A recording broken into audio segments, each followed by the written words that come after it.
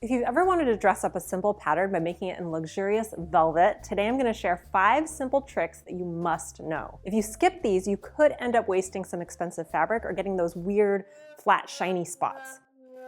So the good news is we can prevent that with a little know-how and the right choices. So if you want an easy way to make a fancy top or dress for the holidays, let's make it in velvet. The first trick is choosing the right velvet to go with your project. But to do that, first you have to know about the different types of velvet. So let's do a quick crash course. The first thing you need to know is that velvet is a pile fabric. So what that means is that there are all these little fibers that stick straight up from the fabric, which is what creates that fuzzy texture. So you can imagine it like grass growing in a field. The blades of grass that grow up from the ground are the pile. This is going to be important later when we talk about tricks for cutting. But first, let's get into the different types of velvet so you know how to choose the right one. There are several different types of velvet. So there's silk, rayon, cotton, stretch, and then there's synthetics. And the trick is to match the weight and body of the velvet to your pattern. If you're making something with a lot of structure, like a jacket, you'll want a stiffer velvet.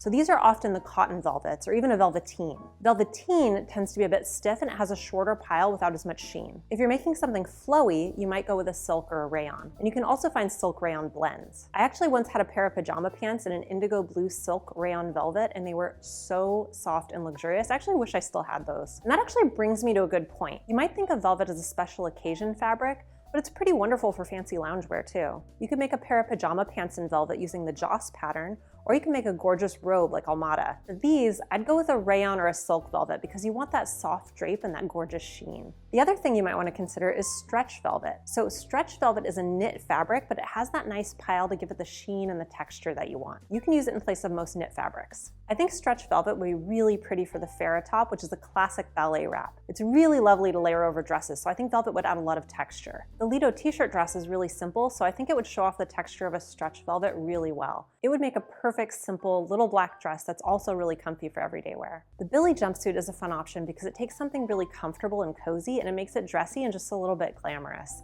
So you could even make this for a holiday party and you'd still be really comfortable all night. We made this one in an indigo blue velvet, which is really pretty and festive, I think. And here's a pro tip. Stretch velvet is actually an awesome beginner choice. So if you're new to sewing velvet, I would start here. It's less tricky to sew and it requires fewer closures so you can test your skills without a lot of hassle. Trick number 2 is for choosing the right pattern. So velvet looks really fancy, but you really want to choose something with simple lines when you sew velvet. Remember how we talked about the pile earlier? So all that pile means it's sensitive to heavy pressing and intricate seams. So you want to look for patterns with simple shapes. So think flowy, kind of semi-fitted pieces. Avoid designs that need intense shaping or too many darts because you really want the fabric to sing on its own. One simple pattern I think would look great in velvet is the Hansi top, and this pattern is actually totally free. Personally, I think a super simple top is a really good choice for velvet. It doesn't have a lot of seams, so the fabric itself can just really stand out and do its thing. And you don't have to worry about closures either. It's also really quick and really easy to sew, which is great because velvet does require a little bit of extra prep, which I'm going to get into in a minute. And of course, this pattern is free, so that's a huge plus, right? I'll put a link to where you can download it below. With Hansi, I'd go with a silk or a rayon velvet, but you could also do a cotton velvet.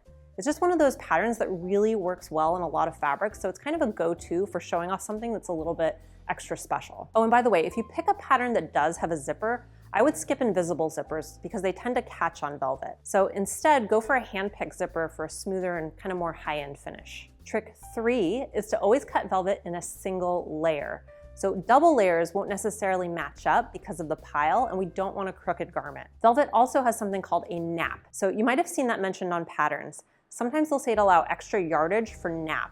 So why do you need extra yardage and what does that mean? Essentially, a napped fabric looks different from one direction than from another direction.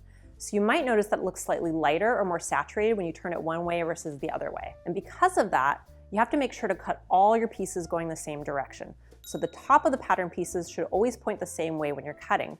Otherwise, you'll get some weird color changes. And that means that sometimes you need a little extra fabric. Because you can't turn the pieces upside down, you might not be able to Tetris them together quite as efficiently. Here's another thing you can do to help with cutting. Lay your fabric on tissue paper to help it stay steady as you cut, and use a rotary cutter for cleaner edges. By the way, you're gonna notice a lot of fuzzies when you cut velvet just because of that pile. I like to keep a handheld vacuum or a lint roller nearby because it can really make a mess. On to trick number 4, stabilizing. So a little background.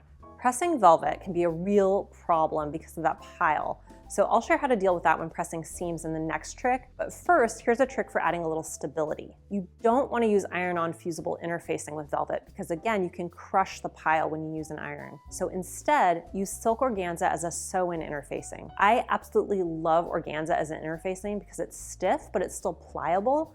And it's very thin, so it's not going to add bulk. So it's perfect for adding a little more stability to waistbands and collars. This gives you structure without the risk of flattening or damaging that soft texture with an iron. Now let's talk about pressing, one of the hardest parts of sewing with velvet. So let me tell you a story. When I was in my early 20s, I had this little dark blue silk velvet mini dress that I absolutely loved. So one night I went out dancing with a bunch of friends and I wore it, and I was dancing and I was sweating in it all night. And then when I got home, there was a huge, shiny, flat spot all around my butt on the back of the dress. That's because all the heat and moisture combined with the pressure of sitting to flatten the pile when I sat down. So my butt basically left a big imprint in the fabric, which was not cute. If you think about it, it's the exact same thing as an iron.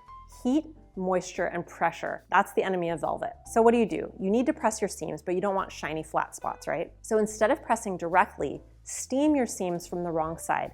Place a towel or a scrap of velvet pile side up as a barrier. What this does is catch the fibers of the pile so they don't get pushed down into the hard surface as you steam. And if you sew with velvet a lot, you can even get something called a needle board that's made just for this. But if not, a scrap of velvet or a towel works really well. This keeps the pile safe while still giving you a clean finish. And here's a bonus tip, avoid creeping. So velvet has this sneaky tendency to shift as you sew because the pile makes it a little bit slippery. So the best way to keep it in place is to hand baste your seams before machine sewing. I know it sounds like extra work, but it's gonna save you a lot of time and frustration in the long run. And that's another reason to choose a pattern with minimal seams. You can spend a little extra time making those seams just perfect instead of sewing something more complicated. Now, winter is obviously a great time to play around with fancy fabrics like velvet with all the celebrations that are going on. There are a lot of other really gorgeous fabrics you might consider for those special occasions, and one of them is silk. But just like sewing velvet, there are a few tricks to sewing with silk. Watch this video next if you want to sew gorgeous silk pieces without tearing your hair out.